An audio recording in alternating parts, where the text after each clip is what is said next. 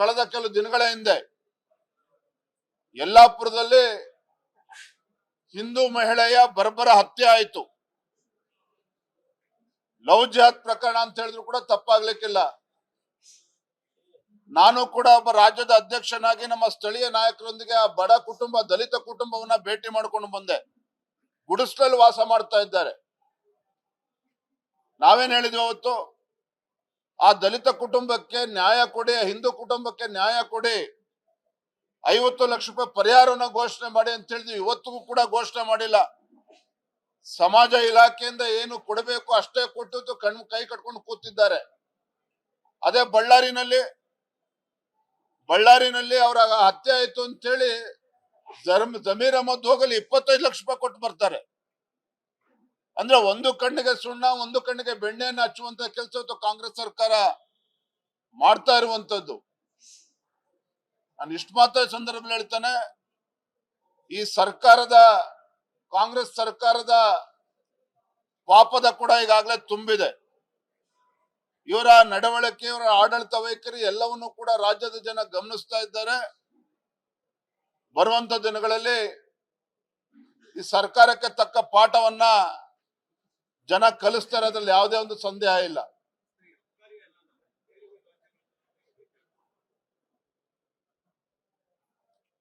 ರಾಜ್ಯ ಸರ್ಕಾರಕ್ಕೆ ಇವ್ರಿಗೆ ಯಾವುದೂ ಕೂಡ ದುಡ್ಡು ಹುಡ್ತಾ ಇಲ್ಲ. ಎಸ್ಟಿ ಡೆವಲಪ್ಮೆಂಟ್ ಕಾರ್ಪೊರೇಷನ್ ಈ ಸಂದರ್ಭ ನೆನಪು ಮಾಡ್ಕೊಡ್ತಾನೆ. ಯಾಕೆ ಅಂತ ಹೇಳಿದ್ರೆ, ಕಾನೂನು ಅವಕಾಶನೇ ಇಲ್ಲ ಹೊರ ರಾಜ್ಯಕ್ಕೆ ಹಣವನ್ನ ಕಳಿಸೋದಕ್ಕೆ. ಪರಿಷ್ಠ ಪಂಗಡ ಆ ಸಮಾಜಕ್ಕೆ ಅಭಿವೃದ್ಧಿಗೆ ಮೀಸಲಿಟ್ಟಿರ್ತಕ್ಕಂಥ ಹಣವನ್ನ ತೆಲಂಗಾಣ ಕಳಿಸಿ ಸಾವಿರಾರು ಫೇಕ್ ಅಕೌಂಟ್ಗಳನ್ನ ಮಾಡಿ ಅಲ್ಲಿ ದುಡ್ಡು ಡ್ರಾ ಮಾಡಿ ಚುನಾವಣೆ ಬಳಕೆ ಮಾಡಿರ್ತಕ್ಕಂಥದ್ದು ನಮ್ ಕಣ್ಮುಂದೆ ಇದೆ. ಈಗ ಎಕ್ಸೈಸ್ ಡಿಪಾರ್ಟ್ಮೆಂಟ್ ಅಲ್ಲೂ ಕೂಡ ಯಾವ ರೀತಿ ಇವತ್ತು ಕಳದಂದೆ ನಡೀತಾ ಇದೆ ಅಂತ ಹೇಳಿದ್ರೆ, ಕೋಟ್ಯಾಂತರ ರೂಪಾಯಿ ಅವ್ಯವಹಾರ. ಸದನದಲ್ಲೂ ಕೂಡ ಈಗಾಗಲೇ ನಾವು ಅಬಕಾರಿ ಸಚಿವರು ರಾಜೀನಾಮೆ ಕೊಡಬೇಕು ಅಂತೇಳಿ ಇವತ್ತು ಆಗ್ರಹ ಪಡಿಸಿ ಇವತ್ತು ಧರಣಿಯನ್ನು ಕೂಡ ನಾವು ಮಾಡ್ತಾ ಇದ್ದೇವೆ ಸದನದಲ್ಲೂ ಕೂಡ. ಯಾಕೆ ಅಂತ ಹೇಳಿದ್ರೆ, ನಮ್ಮ ರಾಜ್ಯದಲ್ಲಿ ಅಕ್ರಮಗಳು, ಕಳದಂದೆ ಇರ್ಬೋದು, ಮಡ್ಕಾ ಇಸ್ಪೀಟ್ ಇರ್ಬೋದು, ಇವತ್ತು ಎಕ್ಸೈಸ್ ಲೈಸೆನ್ಸ್ ಅನ್ನ ಕೊಡ್ತೀವಿ ಅಂತೇಳಿ ಹರಾಜುಗಿಟ್ಟಿದ್ದಾರೆ. ಇವತ್ತು ಸಾವಿರಾರು ಕೋಟಿ ಅವ್ಯವಹಾರ ನಡೀತಾ ಇದೆ ಅಂತೇಳಿ ಇವತ್ತು ಬಹಿರಂಗವಾಗಿ ಚರ್ಚೆ ಆಗ್ತದೆ. ಅದಕ್ಕೆ ಪುರಾವೆಗಳು ಕೂಡ ಹೊರಗೆ ಬರ್ತಾ ಇದ್ದಾವೆ. ಒಟ್ಟಾರೆಯಾಗಿ ರಾಜ್ಯ ಸರ್ಕಾರ ಬದುಕ್ತಾ ಇರುವಂತದ್ದೇ ಲಂಚದ ಹಣದ ಮೇಲೆ. ತಮ್ಮ ಹೈಕಮಾಂಡ್ ಅನ್ನ ಖುಷಿ ಪಡಿಸ್ಬೇಕು, ಅದಕ್ಕೆ ಇವತ್ತು ಕರ್ನಾಟಕ ರಾಜ್ಯವನ್ನ ATM ಆಗಿ ಇವತ್ತು ಈ ಸರ್ಕಾರ ಪರಿವರ್ತನೆ ಮಾಡಿರುವಂತದ್ದು.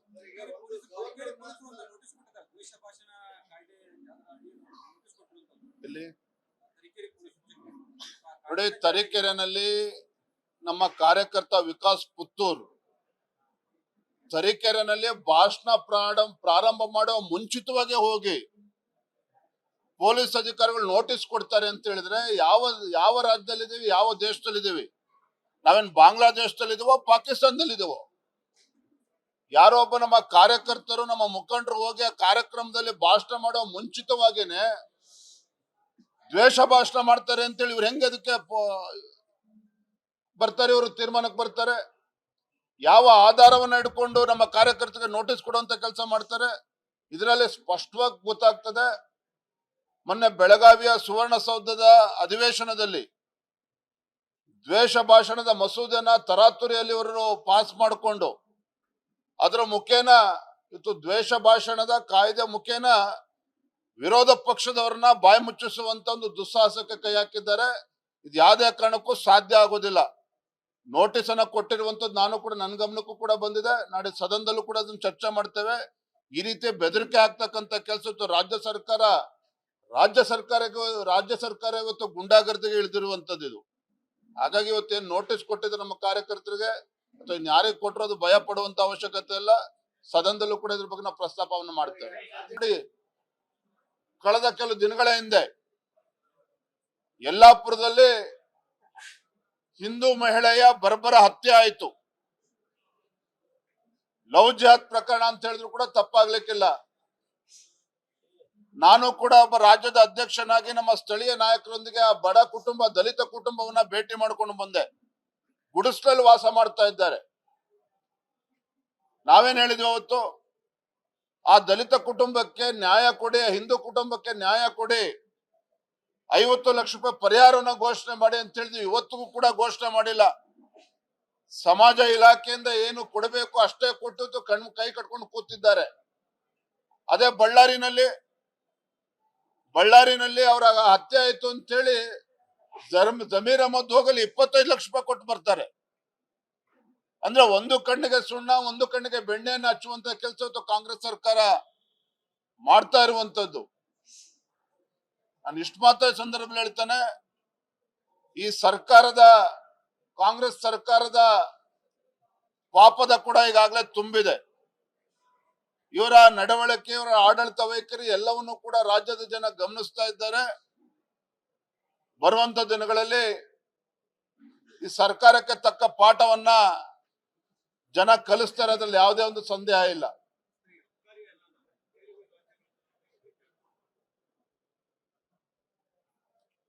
ರಾಜ್ಯ ಸರ್ಕಾರಕ್ಕೆ ಇವ್ರಿಗೆ ಯಾವ್ದು ಕೂಡ ದುಡ್ಡು ಹುಡ್ತಾ ಇಲ್ಲ. ಎಸ್ಟಿ ಡೆವಲಪ್ಮೆಂಟ್ ಕಾರ್ಪೊರೇಷನ್ ಈ ಸಂದರ್ಭ ನೆನಪು ಮಾಡ್ಕೊಡ್ತಾನೆ. ಯಾಕೆ ಅಂತ ಹೇಳಿದ್ರೆ, ಕಾನೂನು ಬಾಹಿರ ಅವಕಾಶನೇ ಇರಲಿಲ್ಲ ಹೊರ ರಾಜ್ಯಕ್ಕೆ ಹಣವನ್ನ ಕಳಿಸೋದಕ್ಕೆ. ಪರಿಷ್ಠ ಪಂಗಡ ಆ ಸಮಾಜಕ್ಕೆ ಅಭಿವೃದ್ಧಿಗೆ ಮೀಸಲಿಟ್ಟಿರ್ತಕ್ಕಂಥ ಹಣವನ್ನ ತೆಲಂಗಾಣ ಕಳಿಸಿ ಸಾವಿರಾರು ಫೇಕ್ ಅಕೌಂಟ್ಗಳನ್ನ ಮಾಡಿ ಅಲ್ಲಿ ದುಡ್ಡು ಮಾಡಿ ಚುನಾವಣೆ ಬಳಕೆ ಮಾಡಿರ್ತಕ್ಕಂಥದ್ದು ನಮ್ ಕಣ್ಮುಂದೆ ಇದೆ. ಈಗ ಎಕ್ಸೈಸ್ ಡಿಪಾರ್ಟ್ಮೆಂಟ್ ಅಲ್ಲೂ ಕೂಡ ಯಾವ ರೀತಿ ಇವತ್ತು ಕಳದಂದೆ ನಡೀತಾ ಇದೆ ಅಂತ ಹೇಳಿದ್ರೆ, ಕೋಟ್ಯಾಂತರ ರೂಪಾಯಿ ಅವ್ಯವಹಾರ. ಸದನದಲ್ಲೂ ಕೂಡ ಈಗಾಗಲೇ ನಾವು ಅಬಕಾರಿ ಸಚಿವರು ರಾಜೀನಾಮೆ ಕೊಡಬೇಕು ಅಂತೇಳಿ ಇವತ್ತು ಆಗ್ರಹ ಪಡಿಸಿ ಇವತ್ತು ಧರಣಿಯನ್ನು ಕೂಡ ನಾವು ಮಾಡ್ತಾ ಇದ್ದೇವೆ ಸದನದಲ್ಲೂ ಕೂಡ. ಯಾಕೆ ಅಂತ ಹೇಳಿದ್ರೆ, ನಮ್ಮ ರಾಜ್ಯದಲ್ಲಿ ಅಕ್ರಮಗಳು, ಕಳದಂದೆ ಇರ್ಬೋದು, ಮಡ್ಕಾ ಇಸ್ಪೀಟ್ ಇರ್ಬೋದು, ಇವತ್ತು ಎಕ್ಸೈಸ್ ಲೈಸೆನ್ಸ್ ಅನ್ನ ಕೊಡ್ತೀವಿ ಅಂತೇಳಿ ಹರಾಜುಗಿಟ್ಟಿದ್ದಾರೆ. ಇವತ್ತು ಸಾವಿರಾರು ಕೋಟಿ ಅವ್ಯವಹಾರ ನಡೀತಾ ಇದೆ ಅಂತೇಳಿ ಇವತ್ತು ಬಹಿರಂಗವಾಗಿ ಚರ್ಚೆ ಆಗ್ತದೆ. ಅದಕ್ಕೆ ಪುರಾವೆಗಳು ಕೂಡ ಹೊರಗೆ ಬರ್ತಾ ಇದ್ದಾವೆ. ಒಟ್ಟಾರೆಯಾಗಿ ರಾಜ್ಯ ಸರ್ಕಾರ ಬದುಕ್ತಾ ಇರುವಂತದ್ದೇ ಲಂಚದ ಹಣದ ಮೇಲೆ. ತಮ್ಮ ಹೈಕಮಾಂಡ್ ಅನ್ನ ಖುಷಿ ಪಡಿಸ್ಬೇಕು, ಅದಕ್ಕೆ ಇವತ್ತು ಕರ್ನಾಟಕ ರಾಜ್ಯವನ್ನ ATM ಆಗಿ ಇವತ್ತು ಈ ಸರ್ಕಾರ ಪರಿವರ್ತನೆ ಮಾಡಿರುವಂತದ್ದು.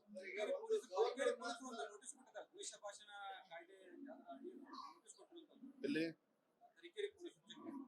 ನೋಡಿ, ತರೀಕೆರೆನಲ್ಲಿ ನಮ್ಮ ಕಾರ್ಯಕರ್ತ ವಿಕಾಸ್ ಪುತ್ತೂರ್ ತರೀಕೆರೆನಲ್ಲಿ ಭಾಷಣ ಪ್ರಾರಂಭ ಮಾಡುವ ಮುಂಚಿತವಾಗಿ ಹೋಗಿ ಪೊಲೀಸ್ ಅಧಿಕಾರಿಗಳು ನೋಟಿಸ್ ಕೊಡ್ತಾರೆ ಅಂತ ಹೇಳಿದ್ರೆ, ಯಾವ ರಾಜ್ಯದಲ್ಲಿದ್ದೀವಿ, ಯಾವ ದೇಶದಲ್ಲಿದ್ದೀವಿ? ನಾವೇನ್ ಬಾಂಗ್ಲಾದೇಶದಲ್ಲಿದ್ದೀವೋ, ಪಾಕಿಸ್ತಾನದಲ್ಲಿದ್ದೀವೋ? ಯಾರೋ ಒಬ್ಬ ನಮ್ಮ ಕಾರ್ಯಕರ್ತರು, ನಮ್ಮ ಮುಖಂಡರು ಹೋಗಿ ಆ ಕಾರ್ಯಕ್ರಮದಲ್ಲಿ ಭಾಷಣ ಮಾಡುವ ಮುಂಚಿತವಾಗಿನೇ ದ್ವೇಷ ಭಾಷಣ ಮಾಡ್ತಾರೆ ಅಂತೇಳಿ ಇವ್ರು ಹೆಂಗೆ ಅದಕ್ಕೆ ಬರ್ತಾರೆ? ಇವರು ತೀರ್ಮಾನಕ್ಕೆ ಬರ್ತಾರೆ?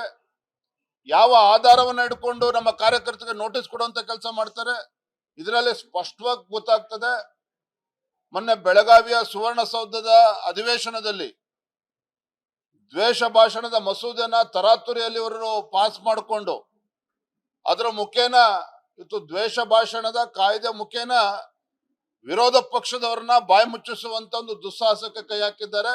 ಇದು ಯಾವುದೇ ಕಾರಣಕ್ಕೂ ಸಾಧ್ಯ ಆಗೋದಿಲ್ಲ. ನೋಟಿಸ್ ಅನ್ನ ಕೊಟ್ಟಿರುವಂತದ್ದು ನಾನು ಕೂಡ, ನನ್ನ ಗಮನಕ್ಕೂ ಕೂಡ ಬಂದಿದೆ. ನಾಳೆ ಸದನದಲ್ಲೂ ಕೂಡ ಅದನ್ನ ಚರ್ಚೆ ಮಾಡ್ತೇವೆ. ಈ ರೀತಿ ಬೆದರಿಕೆ ಆಗ್ತಕ್ಕಂಥ ಕೆಲಸ ರಾಜ್ಯ ಸರ್ಕಾರ ಇವತ್ತು ಗುಂಡಾಗರ್ದಿಗೆ ಇಳಿದಿರುವಂತದ್ದು ಇದು. ಹಾಗಾಗಿ ಇವತ್ತೇನು ನೋಟಿಸ್ ಕೊಟ್ಟಿದ್ರೆ ನಮ್ಮ ಕಾರ್ಯಕರ್ತರಿಗೆ ಅಥವಾ ಯಾರಿಗೆ ಕೊಟ್ಟರು ಅದು ಭಯ ಪಡುವಂತ ಅವಶ್ಯಕತೆ ಇಲ್ಲ.